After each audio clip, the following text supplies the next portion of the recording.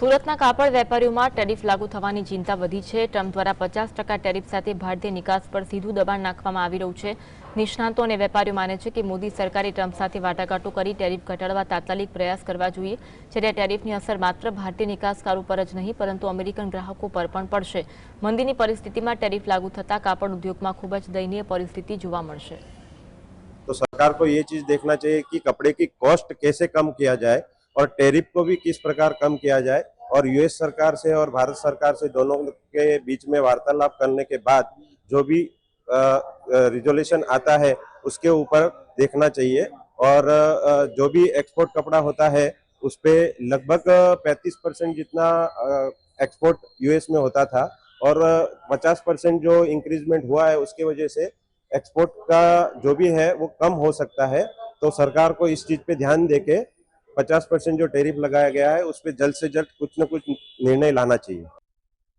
Trump ने ये 50% tariff लगाई है तो ये दबाव के चलते हम व्यापार में कभी दबाव नहीं चलता है।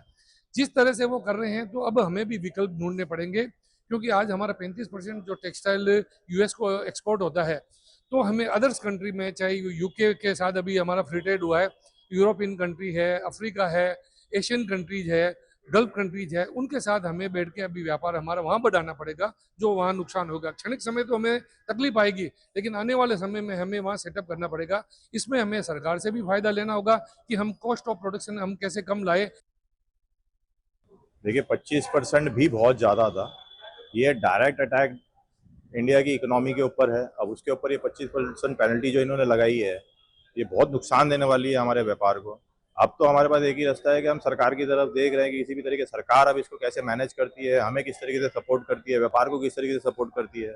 एक्सपोर्ट्स एक बहुत बड़ा हिस्सा है इंडियन इकोनॉमी का, वो भी टेक्सटाइल एक्सपोर्ट्स तो सबसे बड़ा हिस्सा गिना जाता है। उसमें भी 35% एक्सपोर्ट्स अगर सिर्फ यूएस में हो रहा है और वहाँ पे अगर ये टैरिफ की वजह से, पेनल्टीज की वजह से इफेक्ट आएगा तो उसका डायरेक्ट इफेक्ट सूरत की इंडस्ट्री के ऊपर आना ही है। तो अब सरकार के पास सब चीज़ के सोल्यूशन होते हैं, इस चीज़ का भी सोल्यूशन लाए, व्यापारियों को मदद करे, व्यापारियों के साथ मिलकर उसके ऊपर काम करें।